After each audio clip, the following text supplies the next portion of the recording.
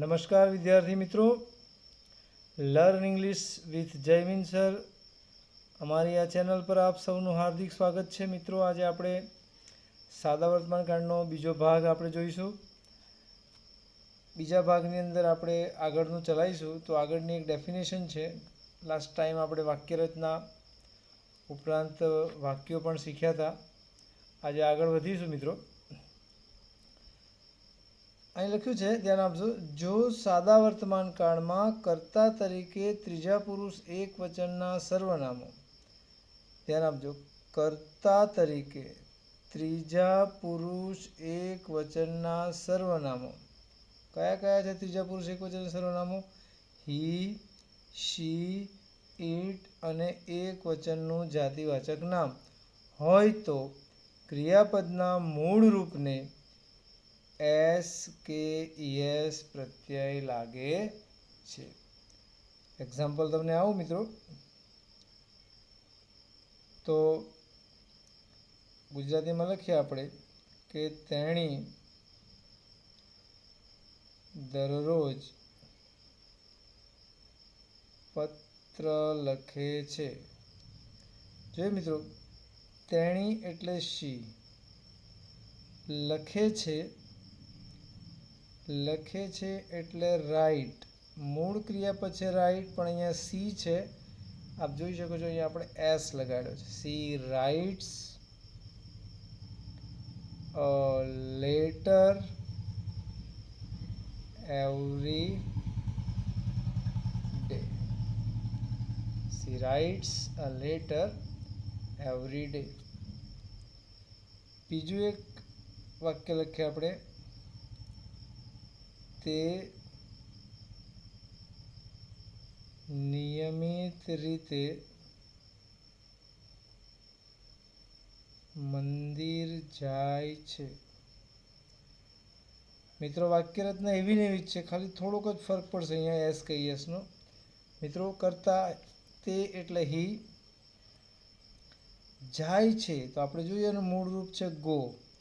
પણ આ નિયમ આપણે જોઈએ કે જો સાદા વર્તમાનકાળમાં કર્તા તરીકે ત્રીજા પુરુષ એકવચનના સર્વનામ, આ ત્રીજા પુરુષ એકવચનનું સર્વનામ હોય તો ક્રિયાપદના મૂળ રૂપને એસ કે ઈએસ પ્રત્યય લાગે છે. અહીંયા ગો જે છે એને ઈએસ પ્રત્યય લાગશે. હી ગોઝ ટુ ટેમ્પલ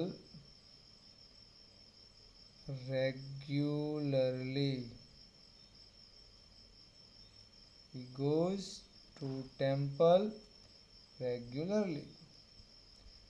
અહીંયા માત્ર એસ લાગ્યો છે, અહીંયા ઈએસ લાગ્યો. હજી બીજું એક વાક્ય જોઈએ.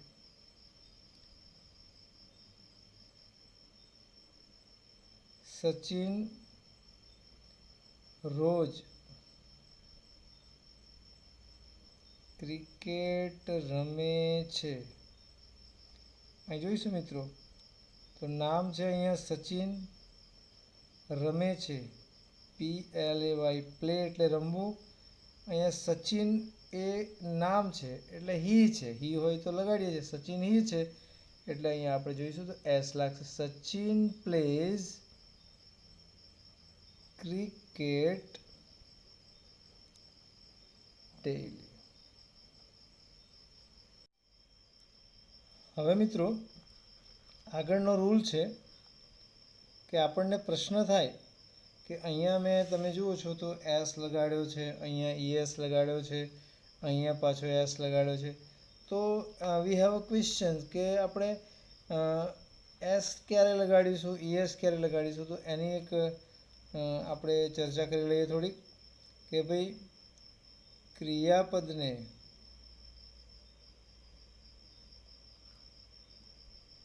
પહેલાં આપણે જોઈ લઈશું ઈએસ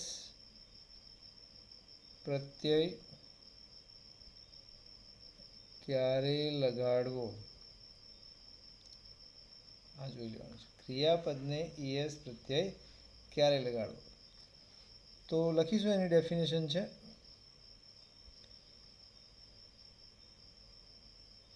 જો કોઈ પણ, તમારે લખવાનું છે નોટમાં પણ, ધ્યાન આપજો મિત્રો. જો કોઈ પણ ક્રિયાપદને અંતે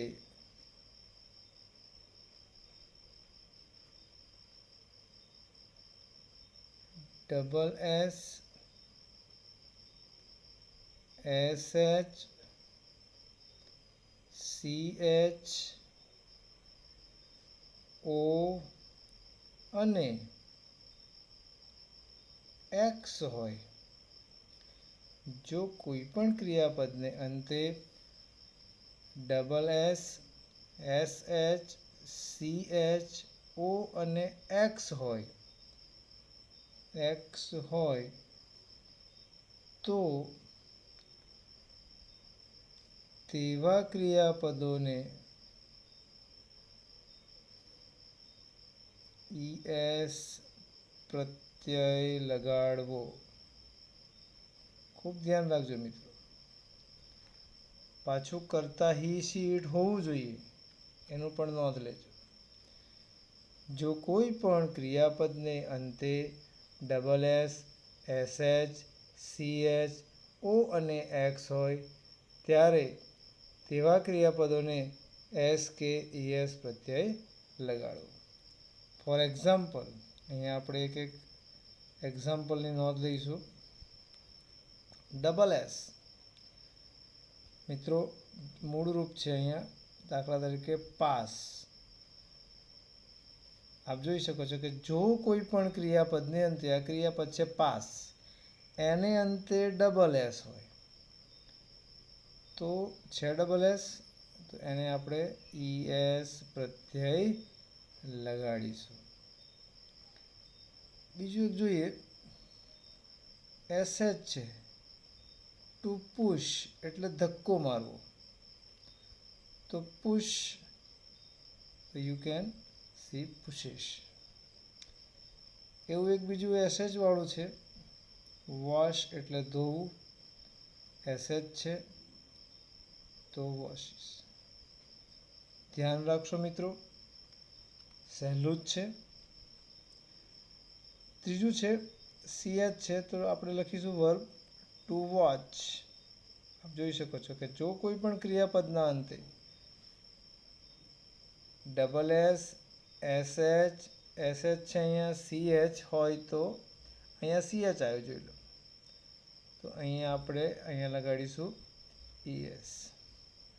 O હોય મિત્રો, જેમ કે GO ગો, આગળ આપણે વાક્ય પણ લખ્યું છે, ગોમાં પણ IS લગાડીએ છીએ.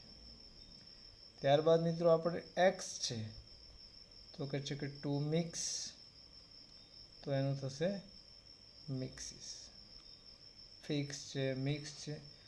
તો આપણો એક આ નિયમ અહીંયા તમારે યાદ રાખી લેવાનું છે કે જો કોઈ પણ ક્રિયાપદને અંતે double S SH CH O અને X હોય તો તેવા ક્રિયાપદોને ES પ્રત્યય લગાડવો.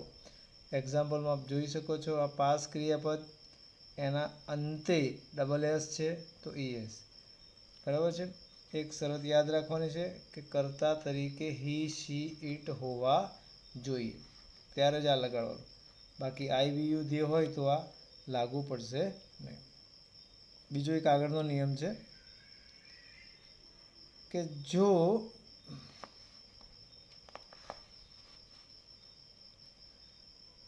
કોઈ પણ ક્રિયાપદને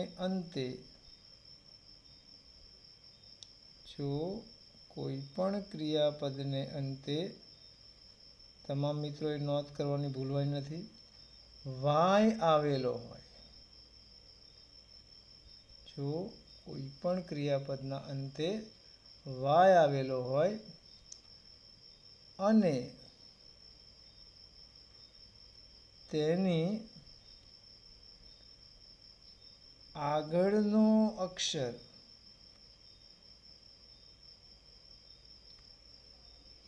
વ્યંજન હોય એટલે A E I O U સિવાયનો એટલે કયા? આ પાંચના, એ સિવાયના B C D જે કંઈ પણ હોય.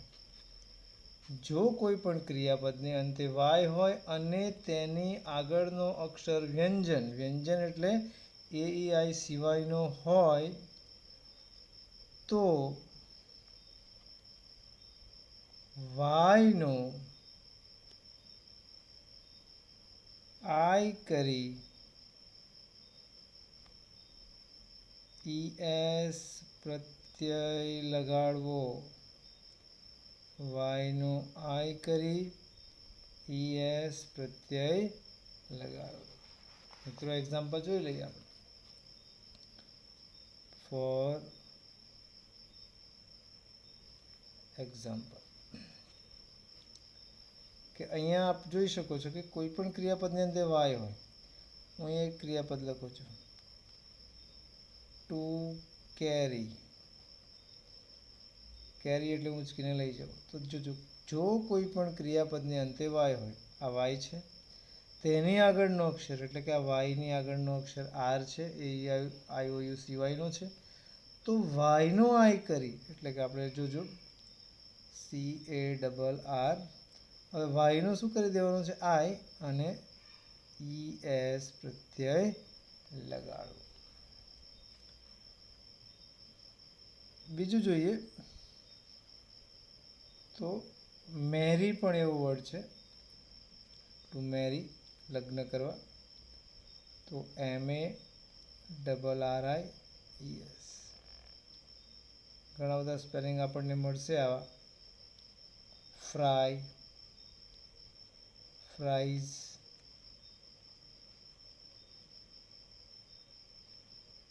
Cry, cries. આ સ્પેલિંગમાં છેલ્લે તમામ જગ્યાએ વાય છે, તો વાયનો આઈ કરીને ES પ્રત્યય આપે લગાડવાનો છે. તો એમાં પણ તમારે કર્તા તરીકે હી શી ઇટ હોય તો આ નિયમ આપણને લાગુ પડશે. મિત્રો જોઈશું હવે આગળ.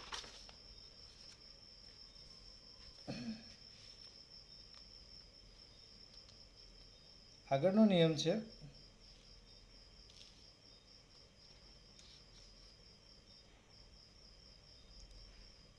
પોઝ કરીને લખતા જજો તમે, એટલે તમારે સમય ના બગડે. આગળનો નિયમ છે મિત્રો,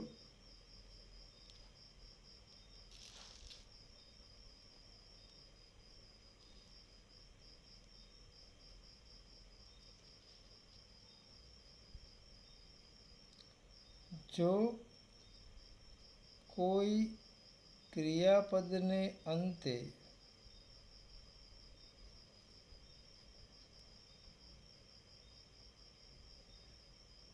વાય આવેલો હોય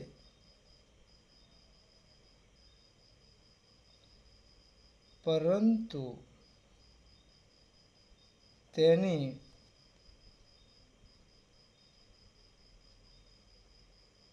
આગળનો અક્ષર સ્વર હોય, વોવેલ. કયા કયા સ્વર છે? એ ઈ આઈ ઓ you. A E I O you સ્વર છે હોય તો માત્ર એસ પ્રત્યય લગાડવો. તો શું કહે છે અહીંયા કે કોઈ ક્રિયાપદને અંતે વાય હોય. થોડા ઉદાહરણથી સમજીશું આપણે. ફોર એક્ઝામ્પલ, જેમ કે આપણે જોયેલું હમણાં જ કે રમવું, ટુ પ્લે. જો વાક્યને આપણે સમજીએ કે જો કોઈ ક્રિયાપદને અંતે વાય હોય, પ્લે ક્રિયાપદ છે અને અંતે વાય છે, તેની આગળનો અક્ષર સ્વર હોય, એ ઈ આઈ ઓ યુ સ્વર અહીંયા છે, તો માત્ર આપણે શું કરવાનું છે? એસ પ્રત્યય લગાવવાનું. 4-5 ઉદાહરણ લખીએ આપણે. તો ટુ સે, છેલ્લે વાય છે, આગળ સ્વર છે, તો સે એટલે સેઝ. અહીંયા જોય, આનંદ કરવો, આગળ સ્વર છે, છેલ્લે વાય છે, ચોઇસ, ઘણા બધા આવા શબ્દો છે. પે એટલે ચૂકવવું, તો પેજ. તો એ ઈ આઈ ઓ યુ છેલ્લા હોવા જોઈએ, છેલ્લા નહીં સોરી વાયની પહેલાં હોવા જોઈએ. તો આપણે માત્ર શું કરવાનું છે મિત્રો, એસ પ્રત્યય લગાડવાનો છે. ખ્યાલ આવી રહ્યો છે ને આપ સૌને? હવે આ સિવાયનું હોય, મતલબ આ નિયમ સિવાયનું હોય, બરાબર છે.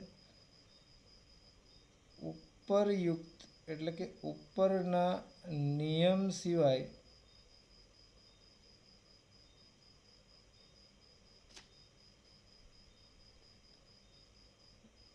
બીજા બધા ક્રિયાપદોને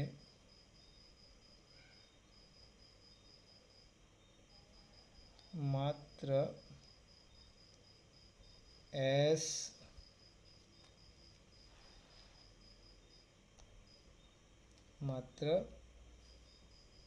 એસ પ્રત્યય લગાડવો. કેવી રીતે? તો કે તેણી દરરોજ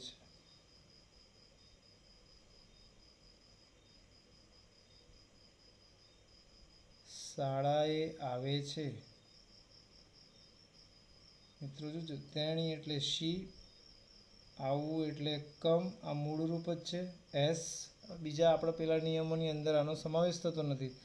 C comes to school every day. આવી રીતે એના વાક્યો બનશે. તો મિત્રો, તમામ વિદ્યાર્થીઓએ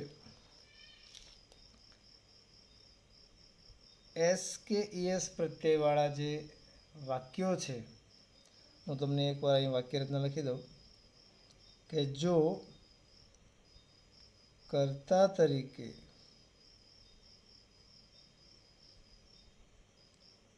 હી, તમામે યાદ રાખવાનું છે મિત્રો, ખૂબ ધ્યાન રાખવા છતાંય કેટલી વાર મુશ્કેલી પડતી હોય છે. કર્તા તરીકે હી, શી, ઇટ અને એક વચનનું નામ હોય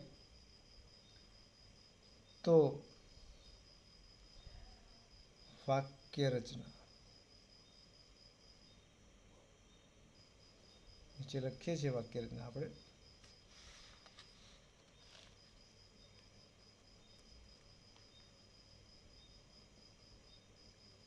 કર્તા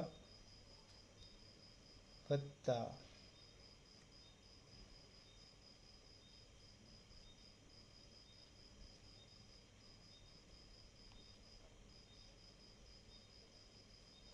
ક્રિયાપદનું મૂળરૂપ, ક્રિયાપદનું એસ કે ઈએસ વાળું મૂળરૂપ, આવું લખીશું આપણે. કર્તા વત્તા ક્રિયાપદનું એસ કે ઈએસ વાળું મૂળરૂપ વત્તા કર્મ વત્તા અન્ય શબ્દ. આશા રાખું આપ સૌ સમજી રહ્યા છો મિત્રો. એક્ઝામ્પલમાં આપણે જોઈએ, દ્રષ્ટાંત જોઈએ થોડાક. તો શિક્ષક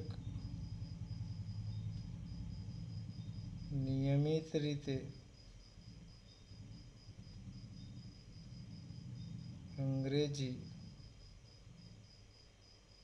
ભણાવે છે. જોઈએ મિત્રો, ટીચર એટલે હી પણ હોય, સી પણ હોય. તો ટીચર ભણાવે છે એટલે ટીચ. જો આપ જોઈ શકો છો છેલ્લે સી એચ આવે છે, માટે અને ઈએસ લગાવીશું. Teacher teaches English regularly.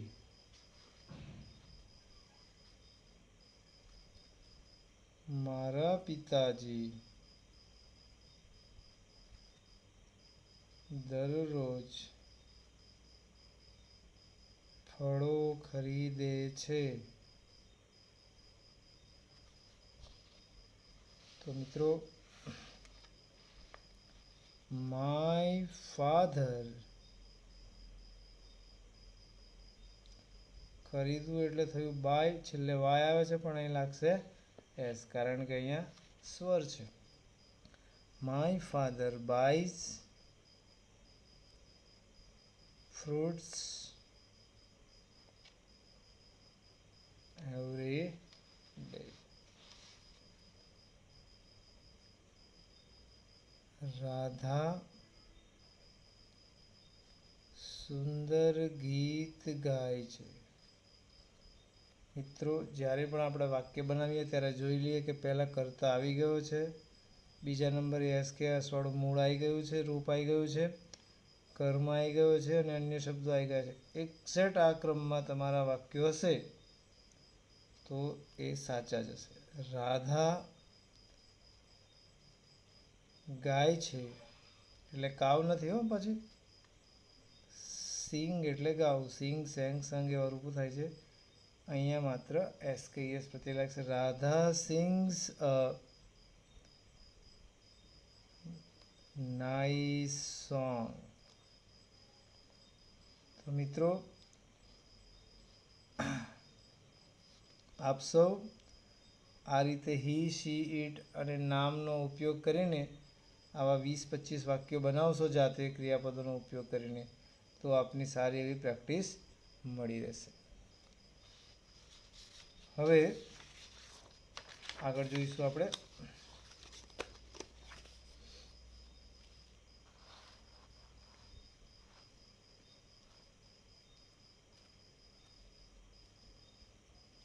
જોઈશું મિત્રો નેગેટિવ સેન્ટેન્સ.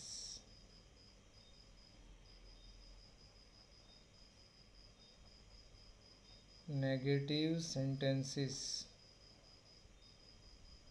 નકાર વાક્ય. ખૂબ સરળ છે મિત્રો, ધ્યાન આપશો. ડેફિનેશન જોઈએ છે તો સાદા વર્તમાન કાળમાં નકાર વાક્યો બનાવવા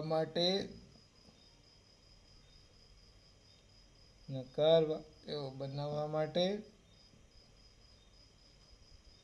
ડુ નોટ કે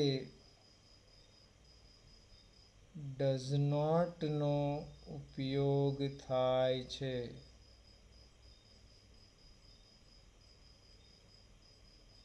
ડુ નોટ કે ડઝ નોટ નો ઉપયોગ થાય છે. જોઈએ મિત્રો, તમને હું પહેલાં એમ જણાવી દઉં કે જ્યારે તમારે નકાર વાક્યો બનાવવા હોય ત્યારે તમારે કયા કયા કર્તા સાથે તમે ડુ નોટ વાપરશો? આઈ, વી, યુ, દે અને કોઈ બહુવચનના નામ હોય, બાળકો છે, લોકો છે, સ્ટુડન્ટ્સ, ટીચર્સ, એવા બહુવચનના નામ, આ તમામ સાથે ડુ નોટ વપરાય. બાકીના જે છે સર્વનામ હી, શી, ઇટ, એક વચનનું નામ એટલે મિત્રો રાજેશ, મહેશ, મુકેશ, બરાબર છે. પ્રોફેશનલ્સ જે નામ હોય એક વચનના, તમામ સાથે આપણે ડઝ નોટ મૂકીશું. તો આ તમામ સાથે ડઝ નોટ મૂકવું, આ યાદ રાખી લેશો એટલે તમને નકાર વાક્યો ખૂબ જ સરળતાથી આવડી જશે. તો મિત્રો સાદા વર્તમાન કાળમાં નકાર વાક્ય બનાવવા માટે ડુ નોટ કે ડઝ નોટનો ઉપયોગ થાય છે. આઈ, વી, યુ, ધે અને બહુવચનના નામ સાથે ડુ નોટ, અને હી, શી, ઇટ અને એક વચનનું નામ છે એની સાથે તમને ડઝ નોટ મૂકાશે. હવે આપણે થોડા વાક્યો જોઈએ એટલે આપણે વિશેષ ખ્યાલ આવી જાય. હું તમને એક હકાર વાક્ય લખીને જ બતાવીશ. જેમ કે હું એમ કહું કે હું દરરોજ અંગ્રેજી વાંચું છું. હું દરરોજ અંગ્રેજી વાંચું છું. તો આઈ રીડ ઇંગ્લિશ એવરી ડે. આ તો હકાર બનાવ્યું છે, પણ આપણે હકારમાંથી જ નકાર શીખવાનું છે. તો હવે આ વાક્ય બન્યું આપણું એસર્ટિવ હકાર. હવે આપણે નકાર બનાવીએ છીએ. તો મિત્રો આઈ છે, તો આઈ જોડે આપણે શું મૂકીશું? Do not. તો આઈ ડુ નોટ. ડુ વપરાયા પછી હંમેશા મૂળ રૂપ જ આવશે. એટલે I do not read English every day. આ થઈ ગયું નકાર. આપણે બીજું એક વાક્ય બતાવો. તેણી રોજ પ્રાર્થના ગાય છે. તો શી સિંગ્સ પ્રેયર ડેઈલી. આ હકાર વાક્ય બન્યું મિત્રો. આવી રીતે પેરમાં શીખવાનું છે આપણે, તો જ ખ્યાલ આવશે. આગળનું ભૂલી નહીં જવાશે. She does not sing. અહીંયા એસ બરાબર ડઝ, એટલે અહીંયા એસ લગાડો રે. ડુ કે ડઝ વાપર્યા પછી હંમેશા ક્રિયાપદનું મૂળરૂપ જ લખવું. હું તમને નોંધ કરાવી દઉં છું એને. She does not sing prayer daily. માટે વાક્યરચના બનશે નકારની. વાક્યરચના નકાર. જોઈ લેજો. કરતા વત્તા ડુ કે ડઝ વત્તા નોટ વત્તા ક્રિયાપદનું મૂળરૂપ વત્તા કર્મ વત્તા અન્ય શબ્દો. આ એની વાક્યરચના થઈ. સુંદર રીતે આપણી નોટબુકમાં નોંધી લેશો. કાયમ માટે કામ લાગશે. મિત્રો હવે આ રીતે તમારે નકાર વાક્ય બનાવવાના છે. નોંધ. ડુ અથવા ડઝ વપરાયા પછી હંમેશા ક્રિયાપદનું મૂળ રૂપ જ આવે. ક્રિયાપદનું મૂળ રૂપ જ આવે. આ ધ્યાન આપવાનું છે. આ એકદમ વેરી ઇમ્પોર્ટન્ટ છે. કારણ કે ડુ કે ડઝ મૂક્યા પછી મિત્રો આપણે એસ મૂકી દઈએ છીએ, તો પછી આપણું વાક્ય ખોટું પડશે. હવે આગળ આપણે જોઈશું.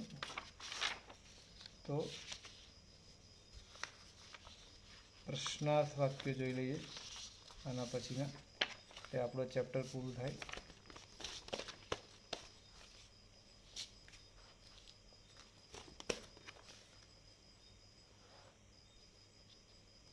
સાદા વર્તમાન કાળમાં પ્રશ્નાર્થ.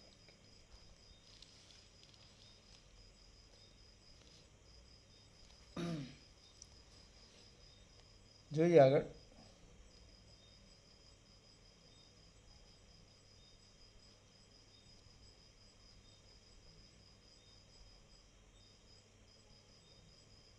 Interrogative sentences.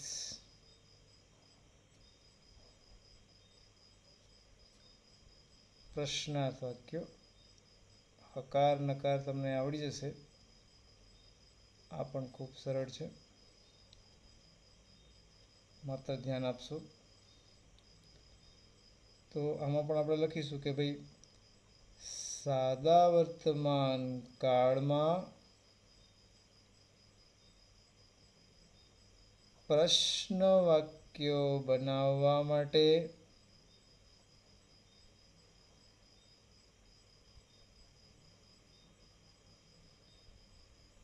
ડુ કે ડઝ વપરાય છે. નકારમાં ડુ ડઝ નોટ હતું, એવી રીતે ડુ ડઝ વપરાય છે.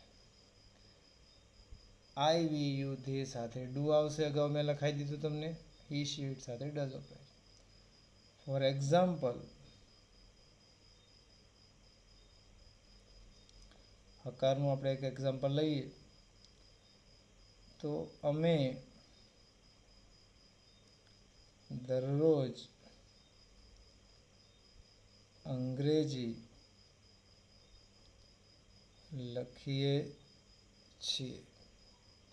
ધ્યાન આપજો મિત્રો, અમે દરરોજ અંગ્રેજી લખીએ છીએ. આ હકાર છે, તો વી રાઇટ ઇંગ્લિશ એવરી ડે. આ હકાર. નકાર પણ જોડે જોડે લઈ લઈએ એટલે 3 પેર આપણે બનાવતા શીખીએ છીએ. વી સાથે do not, we do not write English every day જે મૂળ વાક્ય આપણે ભણવા જઈ રહ્યા છે એની વાત કરીએ, પ્રશ્નાર્થ વાક્યની વાત કરીએ મિત્રો. તો વી જે છે એની સાથે વપરાશે ડુ, તો ડુ મૂકવાનું છે આપણે આગળ, અને પછી ડુ વી રાઇટ, સમજવાની જરૂર છે, English every day question mark. આપ જોઈ શકશો તો જ્યારે હું ડુ પર આમ આંગળી મૂકી દઉં તો આ હકાર વાક્ય તમને જોવા મળશે.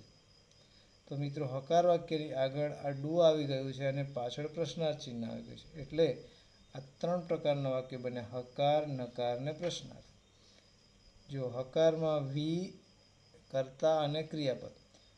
નકારમાં વી સાથે ખાલી ડુ નોટ ઉમેરાયું છે, નકાર બની ગયો છે. અને વીની આગળ માત્ર ડુ સહાયકારક ક્રિયાપદ આપણે મૂક્યું એટલે વાક્ય પ્રશ્નાર્થ બની ગયું છે.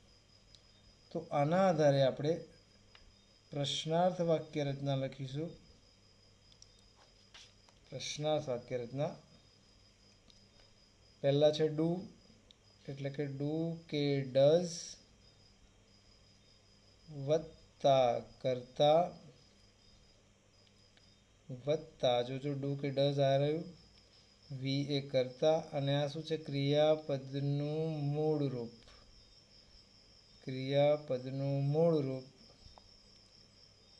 કર્મ, અન્ય શબ્દો અને બહુ જ અગત્યનું પ્રશ્નાર્થ ચિહ્ન. એને તમારે ભૂલવાનું નથી. આ થયું એની વાક્ય રચના. મિત્રો આપણે જ્યારે પણ વાક્ય બનાવવાના છે ત્યારે 3 વાક્ય બનાવવાના છે. જેમ કે હું તમને થોડાક ઉદાહરણ બતાવું, એકાદ 2 એક્ઝામ્પલ્સ. કે પટાવાળો